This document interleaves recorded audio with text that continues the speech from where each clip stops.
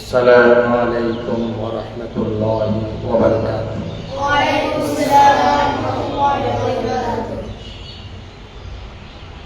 কর্ণফুলী থানাধীন ফকিরহাট রাস্তার মাথা সংলগ্ন তাজেদারে মদিনা মডেল হেফজ একাডেমি কর্তৃক আয়োজিত সাপ্তাহিক আলোচনা ও সেমিনার আমার সম্মানিত আমার প্রিয় ছাত্ররা এবং ফেসবুকে যারা দেখতেছেন সবাইকে আমার পক্ষ থেকে সালাম। আসসালামু আলাইকুম ওয়া রাহমাতুল্লাহি ওয়া বারাকাতুহু। ওয়া আলাইকুম আসসালাম ওয়া রাহমাতুল্লাহি ওয়া বারাকাতুহু। আমরা জানি আল্লাহ এই পৃথিবীতে মানব জাতিকে হেদায়েত করার জন্য, সঠিক পথ দেখার জন্য অসংখ্য নবী রাসূল পাঠিয়েছেন। এর মধ্যে 25 জন নবীর কথা কোরআন পাকের মধ্যে উল্লেখ রয়েছে। কোরআন পাকের মধ্যে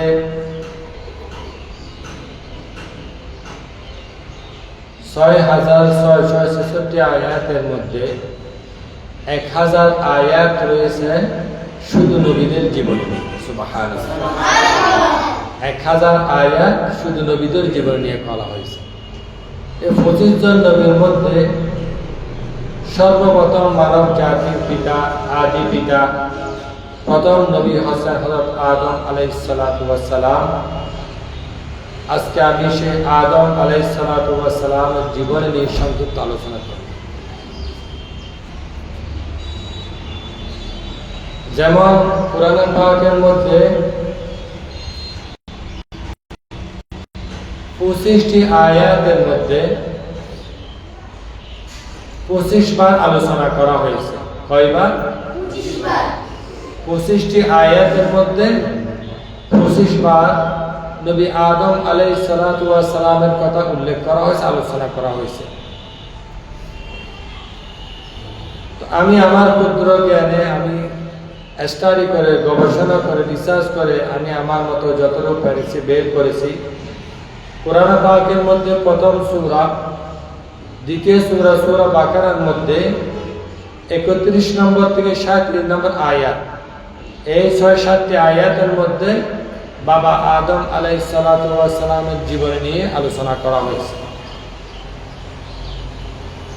আবার সূরা ইমরানের মধ্যে 33 নম্বর এবং 49 নম্বর আয়াতের মধ্যে আলোচনা করা হয়েছে। সূরা মাইদার মধ্যে 27 নম্বর আয়াতের মধ্যে আদম আলাইহিস সালাম জীবন নিয়ে আলোচনা করা হয়েছে।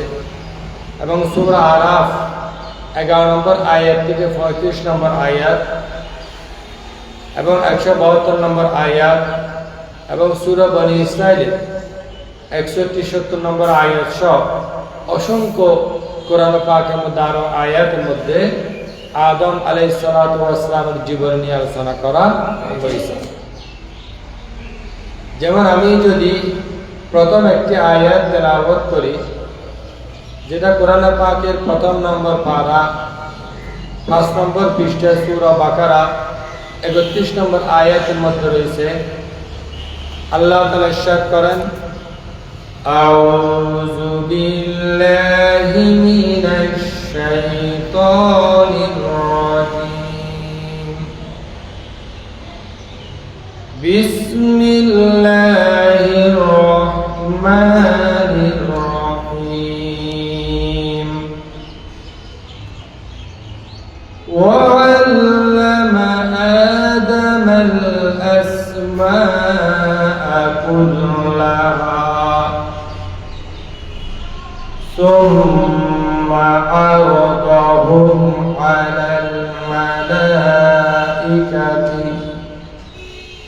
فقال أنبئوني بأسماء هؤلاء إن كنتم صادقين। আল্লাহ তাআলা ইরশাদ করেন, আমি আল্লাহ আদম আলাইহিস সালামকে যাবতীয় বস্তুর নাম শিক্ষা দিয়েছি।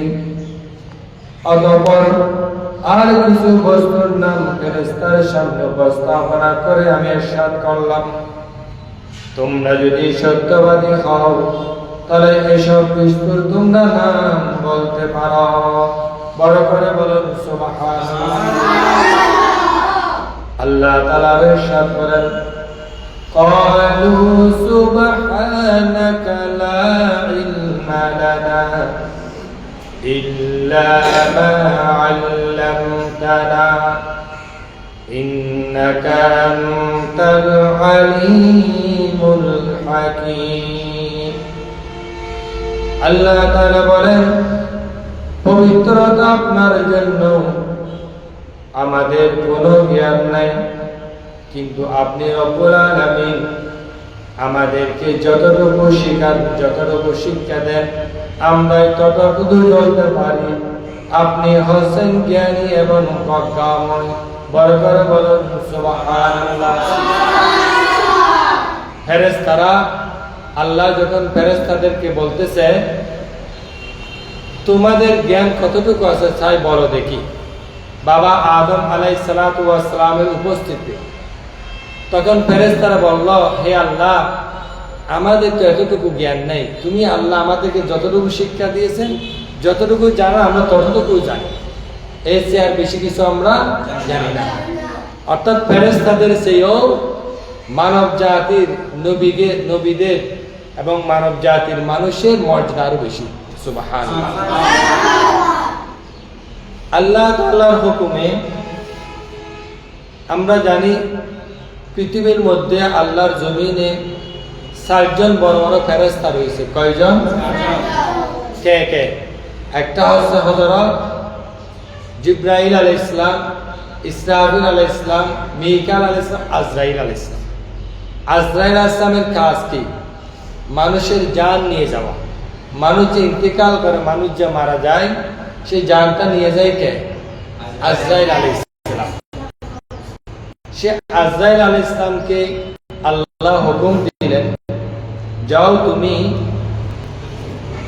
জমিন থেকে এক মুষ্টি মাটি নিয়ে আসো।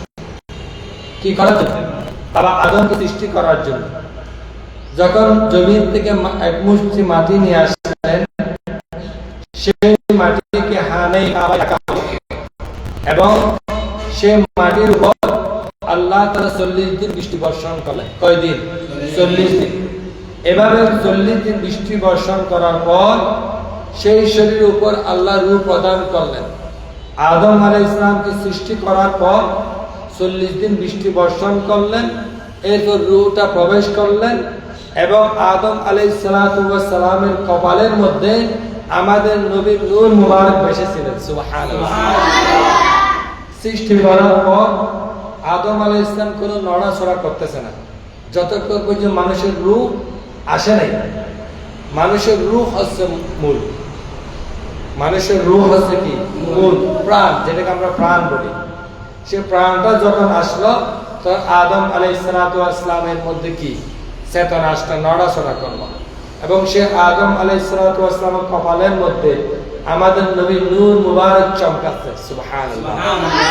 আমাদের নবী যদিও বা এসেছে সবার পরে, কিন্তু নবীর সৃষ্টি হচ্ছে কি সবার আগে। এরপর আদম আলাইহিস সালামকে আল্লাহ যখন সৃষ্টি করল, আমরা জানি আমাদের সপ্তাহে কয়টা দিন আছে? শনিবার, রবিবার, সোমবার, 7 দিন আছে না?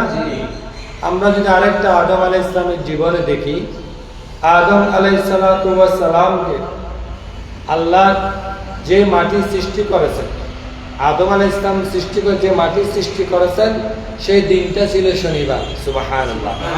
কি বার? শনিবার। এরপর আল্লাহ পাহাড় সৃষ্টি করলেন। কি করলেন? সেই দিনটা ছিল রবিবার। এরপর আল্লাহ যেই বৃক্ষ গাছপালা সৃষ্টি করলেন, সেই দিনটা ছিল সোমবার। আর মানুষের যে অসৎ কর্ম রয়েছে, সে অসৎ কর্ম সৃষ্টি করলো মঙ্গলবার। আর মানুষের যে নূর, মানুষের কলমের মধ্যে আল্লাহ নূর ঢেলে দিলেন, মানুষের অন্তরের মধ্যে কলার মধ্যে যে আল্লাহ আকল, মাথার মধ্যে আকল দিলেন, বুদ্ধি দিলেন, সেই দিনটাই ছিল বুধবার। সুবহানাল্লাহ। এরপর আল্লাহ পশু পাখি সৃষ্টি করলেন, সেই দিনটাই ছিল বৃহস্পতিবার। এরপর আদম আলাইহিস সালাতু ওয়াস সালামকে যেদিন সৃষ্টি করলেন এবং সৃষ্টি করেছেন, সেই দিনটা ছিল জুমার দিন, আসরের পর মাগরিবের মধ্যবর্তী সময়। জোরে বলুন সুবহানাল্লাহ। আমরা যে শুক্রবার জুমার নামাজ পড়ি, জুমার নামাজ আদায় করি, এটা কেন পড়ি? এটা হচ্ছে বাবা আদম আলাইহিস সালাতু ওয়াস সালামকে আল্লাহ সৃষ্টি করেছেন শুক্রবার জুমাবার। সেই সৃষ্টিটা, সেই স্মৃতিটা রাখার জন্য কিয়ামত পর্যন্ত সকল মানব জাতি, সকল মুসলমান জুমার দিন জুমার নামাজ আদায় করে। সুবহানাল্লাহ। জুমা মানে একত্রিত হওয়া। জুমা মানে কি? একত্রিত হওয়া। সেই জন্য কোরআন পাকের মধ্যে 28 নম্বর পারা 13 নম্বর পৃষ্ঠাে সূরাতুল জুমা নামের একটা সূরাও রয়েছে। সুবহানাল্লাহ। আছে না? সূরাতুল জুমা। যেমন আল্লাহ তাআলা ইরশাদ করেন, ইয়া আইয়ুহাল্লাযীনা আমানু ইযা নুদিয়া লিস-সালাতি মিন ইয়াউমিল জুমআতি ফাসআউ ইলা যিকরিল্লাহি ওয়া যারুল বাইত যালিকুম খায়রুল লাকুম ইন কুনতুম তা'লামুন। আল্লাহ তাআলা ইরশাদ করেন, ইয়া আইয়ুহাল্লাযীনা আমানু, হে ইমানদারগণ, হে মুমিনগণ, ইযা নুদিয়া লিস-সালাতি মিন ইয়াউমিল জুমআ, তোমরা যখন জুমার নামাজ পড়ার জন্য ইচ্ছা করবে, ইরাদা করবে, ফাসআউ ইলা যিকরিল্লাহ, আল্লাহর জিকিরের জন্য তোমরা চেষ্টা করো। তোমাদের ক্রয় বিক্রয়, ব্যবসা বাণিজ্য, চাকরি বাকরি, লেখাপড়া সব কাজ বন্ধ করে তোমরা নামাজের জন্য মসজিদের মধ্যে চলে যাও। ইলা যিকরিল্লাহি ওয়া যারুল বাইত যালিকুম খায়রুল লাকুম ইন কুনতুম তা'লামুন, এটা হচ্ছে তোমাদের জন্য উত্তম। বড় করে বলুন সুবহানাল্লাহ। জুমার দিন আমরা কি করব? আমাদের সব পড়া বন্ধ না? শিক্ষা প্রতিষ্ঠান বন্ধ, লেখাপড়া বন্ধ, সব বন্ধ। শুধু কিসের জন্য? জুমার নামাজ আদায় করার জন্য। এই যে আগামীকাল জুমা, কেমন? আজকে রাত হবে জুমার রাত, আর আগামীকাল হবে কি? জুমার দিন। এটা কিন্তু অনেক গুরুত্বপূর্ণ। আমরা হাদিসে পাকের মধ্যে রয়েছে, জুমার দিন হচ্ছে আমরা যারা অসহায় গরিব, আমাদের জন্য হচ্ছে সেটা হজের দিন। সুবহানাল্লাহ। জুমার দিন কিসের দিন? হজের দিন। এবং হাদিসে পাকের মধ্যে রয়েছে, জুমার দিন হচ্ছে আমাদের জন্য ঈদের দিন। ঠিক কিনা? আমাদের দেশের মধ্যে কিছু মুসলমান বলে শুধু আমরা ঈদ মনে করি দুইটা। কয়টা? একটা হচ্ছে কি রমজান মাসের ঈদ, আরটা কি ঈদের ঈদ। আসলে এই দুইটা তো হচ্ছে মুসলমানের জন্য, মানুষের জন্য। কেমন? শুধু এই দুইটা তো ঈদ না, ঈদ তো আরো আছে। যেমন জুমার দিন কি ঈদের দিন, জুমার দিন ঈদের দিন, আরাফাতের দিন ঈদের দিন, এরকম আরো অসংখ্য ঈদের দিন আছে। বিশেষ করে আরেকটা ঈদ রয়েছে, ঈদে মিলাদুন নবী। এটা হচ্ছে সকল মুমিনের জন্য। মিলাদুন নবী ঈদের দিন কাদের জন্য? মুমিনের জন্য। ঠিক আছে? মিলাদুন নবী হচ্ছে মুমিনের জন্য ঈদের দিন। যারা মুমিন না, যাদের অন্তর নবীর প্রেম নাই, যাদের অন্তর নবীর ভালোবাসা নাই, তারা ঈদে মিলাদুন নবী পালন করবে না, মানবে না। আমরা সেদিকে যাচ্ছি না। আমি যে কথা বলতে চাচ্ছি, দেখ, জুমার দিন আদম আলাইহিস সালাতু ওয়াস সালামকে আল্লাহ সৃষ্টি করেছেন জুমার দিন। আর আল্লাহ তাআলা এভাবে এক এক দিন এক এক কিছু আল্লাহ সৃষ্টি করেছেন। আদম আলাইহিস সালাতু ওয়াস সালামকে কোথায় সৃষ্টি করেছেন? আদম আলাইহিস সালাতু ওয়াস সালামকে ভারতের বৌদ্ধ নামক একটা পাহাড় রয়েছে। বৌদ্ধ নামক একটা পাহাড় রয়েছে, যেটা শ্রীলঙ্কার একটা সন্দীপ পর্বত নামে পরিচিত। শ্রীলঙ্কা ওইখানে আদম আলাইহিসসালামকে আল্লাহ পাঠিয়েছেন, সৃষ্টি করেছেন ওই জায়গায়। এবং এরপর মক্কায় গিয়েছিলেন, সেখান থেকে বর্তমান যেটা শাম, আগে ছিল এটার নাম ছিল সিরিয়া, আগের নাম ছিল সিরিয়া, বর্তমানে সেখানে শাম রয়েছে। এবং মা হাওয়া আলাইহিসসালামকে আরব সাগরের তীর জিদ্দায় অবতীর্ণ করা হয়। এগুলো কোরআন পাকের সূরা বাকারা 30 নম্বর আয়াতের মধ্যে এটার ব্যাখ্যার মধ্যে রয়েছে। বাবা আদম আলাইহিস সালামকে মা হাওয়াকে কোথায় সৃষ্টি করেছে। আমরা যদি ওগুলো আলোচনা করি, ওগুলো তেলাওয়াত করি, কারণ কোরআন শরীফ, এই যে আমরা যারা হাফেজ রয়েছি, শুধু কোরআন তেলাওয়াত করলে হবে না, সে কোরআনকে পড়তে হবে, সে কোরআনের অর্থ বুঝতে হবে, সে কোরআন অনুযায়ী জীবন যাপন করতে হবে। আল্লাহ তাআলা আমাদেরকে সে আমল করার তৌফিক দেন, আমিন। আল্লাহ যেন আমাদের সবাইকে বা আমল হাফেজে কোরআন, বা আমল আলেমে দ্বীন এবং বা আমল ইলমে দ্বীন অর্জন করার তৌফিক দান করুন, আমিন।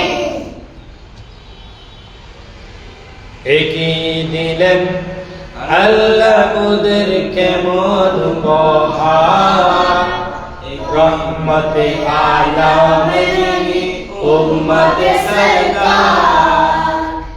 নবী আদম আলাইহিস সালাতু ওয়াস সালামের জীবনীর সাথে সাথে প্রাসঙ্গিক কিছু আমাদের নবীর জীবনী যদি কথা যদি না বলি, নবীর শান একটু না তো না, এটা তো সুন্দর হয় না, ঠিক কিনা? যেমন আমাদের নবীর নাম আসমানও ছিল কি? আহমদ। নবীর নাম আসমানে ছিল কি? আহমদ। দুনিয়াতে এসে হয়েছে কি? মুহাম্মদ। কিয়ামতের ময়দানে হবে মাহমুদ। সুবহানাল্লাহ। আমরা আজানের দোয়ার মধ্যে পড়ি না, মাকামান মাহমুদানিল্লাযী ওয়া'আদতা, সেটা। সেজন্য শায়ের বলেন, একই দিলেন আল্লাহ মুদেরকে মনবহার, রহমতে আলামিন উম্মতে সরকার। ভালোবেসে আল্লাহ যাকে ডাকলেন আহমদ, এই দরতে আসলেন তিনি খোয়ে মুহাম্মদ, খোয়ে মুহাম্মদ। কঠিন হাসরে তিনি করবেন মুদের পার, কঠিন হাসরে তিনি করবেন মুদের পার, রহমতে আলামিন উম্মতে সরকার। একই দিলেন আল্লাহ মুদেরকে মনবহার, রহমতে আলামিন উম্মতে সরকার। তাহলে আদম আলাইহিস সালামকে আল্লাহ কিভাবে সৃষ্টি করলেন, কোথায় সৃষ্টি করলেন, কোন দিন কি সৃষ্টি করলেন, আমরা সেটাই জানতে পারব। আসলে এগুলো তো বিস্তারিত আলোচনা করতে অনেক লম্বা সময়, আমি সংক্ষেপে বলতেছি। তো আমরা যদি আরেকটা জিনিস দেখি, আদম আলাইহিস সালামকে জান্নাতে, আদম আলাইহিস সালাম যখন জান্নাত থেকে আসলেন, আসার সময় একটা লাঠি নিয়ে আসলেন এবং একটা পাথর নিয়ে আসলেন। জান্নাত, আদম আলাইহিস সালাম জান্নাতে ছিল সেটা তো জানো না। একটা লাঠি নিয়ে আসলেন আর একটা পাথর নিয়ে আসলেন, সেই পাথরের নাম হচ্ছে হাজরে আসওয়াদ। আমরা যে হাজর আসওয়াদ একটা পাথর আছে না মক্কা শরীফ, হাজেরা যারা চুমো দেয়, ওটা হাজর আসওয়াদ হচ্ছে সাদা পাথর, কিন্তু এটা এখন হয়ে গেছে কালো। কারণ কি? মানুষ চুমা দিতে দিতে মানুষের গুনাহ, মানুষের পাপ, এগুলো তো কালো, ওগুলো এখানে লাগতে লাগতে পাথরের মধ্যে পাথরটা কি হয়ে গেছে? কালো হয়ে গেছে। সে বাবা আদম আলাইহিস সালাম একটা লাঠি নিয়ে আসলেন এবং হাজার পাথর নিয়ে আসলেন, এবং সে পাথরের যতদূর আলোকিত হয়েছিল, যতদূর আলোকিত হয়েছিল ততদূর হচ্ছে হারাম শরীফ, অর্থাৎ মক্কা শরীফের স্থান যতটুকু আলোকিত হয়েছিল অত হারাম শরীফ। আদম আলাইহিস সালামকে আল্লাহ যখন সৃষ্টি করতেছেন, তখন সমগ্র পৃথিবীর মাটিটিকে সংগৃহীত মাটির সৃষ্টি করা হয়েছে। শুধু এক জায়গার মাটি না, সমগ্র পৃথিবীর মাটি সংগ্রহ করা হয়েছে, সমগ্র মাটি পৃথিবীর মাটি থেকে সংগৃহীত মাটি থেকে সৃষ্টি করা হয়েছে। সুবহানাল্লাহ। মানুষকে মাটি এবং পানি দিয়ে সৃষ্টি করা হয়েছে। সাথে সাথে মানুষকে সৃষ্টি করার পর মানুষের অন্তরের মধ্যে আল্লাহ কি নূর দিলেন, ইলম দিলেন এবং ব্রেনের মধ্যে আকল দিলেন। নূর, আলো তিনি সৃষ্টি করেছেন পানি এবং মাটি দিয়ে। সে আদম আলাইহিস সালাতু ওয়াস সালামকে যেহেতু সমগ্র পৃথিবীর মাটি দিয়ে সৃষ্টি করেছেন, তাই মানুষের চরিত্র, মানুষের প্রকৃতি, মানুষের আকৃতি, মানুষের আচার ব্যবহারও ভিন্ন ভিন্ন। সৃষ্টি যেহেতু ভিন্ন ভিন্ন, যেমন কোন মানুষ আছে কঠোর প্রকৃতির, কঠিন, আর কিছু মানুষ আছে কি নরম প্রকৃতির।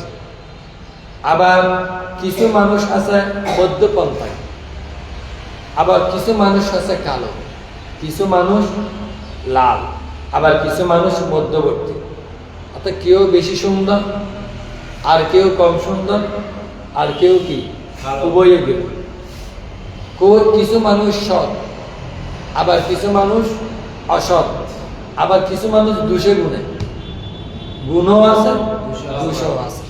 তাহলে এগুলো কারণ কি? যেহেতু বাবা আদম আলাইহিস সালাতু ওয়াস সালামকে আল্লাহ সৃষ্টি করেছেন কোথা থেকে? সমগ্র পৃথিবীর মাটি, সংগৃহীত মাটি সৃষ্টি করা হয়েছে, তাই মানুষের আকৃতি, প্রকৃতি, আচার ব্যবহারও ভিন্ন ভিন্ন।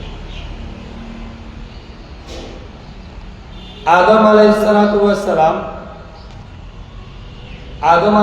ওয়াস সালাম যাদের উপর, যে সকল পশু পাখির উপর, জীব জন্তুর উপর হাত বুলালেন, তারা হয়েছিল গৃহপালিত পশু। আমরা যখন কোনো সুন্দর জিনিস দেখি, মনে করো বিড়াল বলো, ছাগল বলো, আমরা একটু দূরে দেখি না? ঠিক কিনা? সুন্দর লাগলে একটু দূরে দেখি।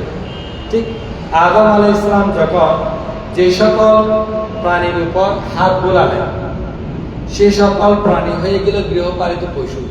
যেমন গরু, ছাগল, উট, বিড়াল, এগুলোর উপর আদম আলাইহিস সালাম হাত বোলালেন। আর যেগুলোর উপর হাত বোলালেন না, হাত রাখলেন না, তারা হয়ে গেল কি জীবজন্তু। যেমন জঙ্গলি হিংস্র প্রাণী, হরিণ, বাঘ, এগুলোর উপর আদম আলাইহিস সালাম হাত বোলানো হয়নি, তাই এগুলো হয়েছে কি জঙ্গলি প্রাণী। তাফসীরে অভিযানের মধ্যে, আজি তাফসীর আজিজের মধ্যে রয়েছে কোরআন পাকের অসংখ্য তাফসীরে জালালাইন, তাফসীরে ইবনে কাসির, তাফসীরে কানজুল ঈমান, তাফসীরে আজিজি সহ অসংখ্য তাফসীর রয়েছে। প্রায় 60 থেকে 70টি মতো কোরআন তাফসীর রয়েছে। এর মধ্যে তাফসীরে আজিজের মধ্যে রয়েছে আদম আলাইহিস সালাতু ওয়াস সালামের পুত্র এবং নাতি পুত্রের সংখ্যা ছিল। আদম আলাইহিস সালাম যখন দুনিয়াতে ছিল তখন ওনার সংখ্যা ছিল 4000, এবং হযরত ইবনে আব্বাস রাদিয়াল্লাহু তাআলা আনহু মতে ওনার বংশধর ছিল 40000। সুবহানাল্লাহ। হ্যাঁ, আদম আলাইহিস সালাতু ওয়াস সালামের। এবং আদম আলাইহিস সালাতু ওয়াস সালামকে বাইতুল মুকাদ্দাসের মধ্যে আদম আলাইহিস সালাম ইন্তেকাল করলেন। বাইতুল মুকাদ্দাসের মধ্যে কি ওনার মাজার শরীফ রয়েছে কোন কোন রিওয়ায়াত। হিন্দুস্তানের সেই পাহাড়ে যেখানে ওনাকে অবতরণ করা হয়েছে, আবার যেগুলো হিন্দুস্তানের মধ্যে রয়েছে। আদম আলাইহিস সালাতু ওয়াস সালাম 930 বছর বয়সে সালাতুন ইয়া রাসূলুল্লাহ আলাইকুম সালামুন ইয়া হাবিবাল্লাহ আলাইকুম সালাতুন ইয়া রাসূলুল্লাহ আলাইকুম সালামুন ইয়া হাবিবাল্লাহ আলাইকুম আল্লাহুম্মা সাল্লি আলা সাইয়্যিদিনা মুহাম্মাদ নবিয়ানা শাফিয়ানা মাওলানা মুহাম্মাদ। কাইলাগিয়া কান্দরে মন কেউ তো আপন হবে না, আর যে জন হবে আপন তোমার সেই তো সোনার মদিনা। আল্লাহ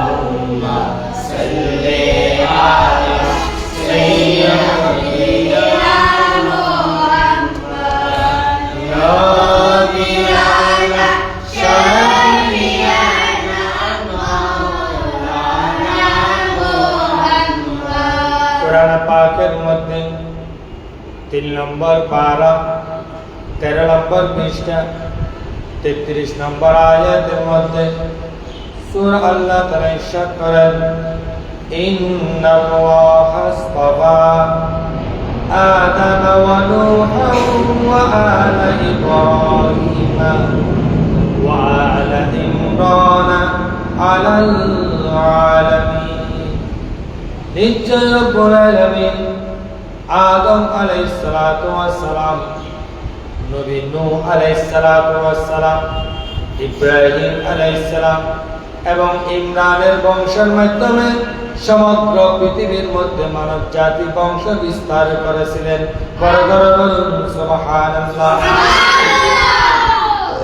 এই নবী এগুলোর মাধ্যমে আদম আলাইহিস সালাম হয়ে, নূহ আলাইহিস সালাম, ইব্রাহিম আলাইহিস সালাম হয়ে আমাদের নবীর বংশ সমগ্র মানব জাতির বংশ বিস্তার করেছিলেন।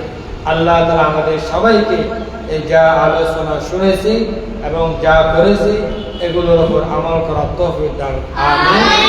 এবং ভুল ত্রুটি হলে আল্লাহ তাআলা আমাদের ক্ষমা করে দেয়, আল্লাহ যেন কবুল করেন আমিন। আসসালামু আলাইকুম ওয়া রাহমাতুল্লাহি ওয়া বারাকাতুহু।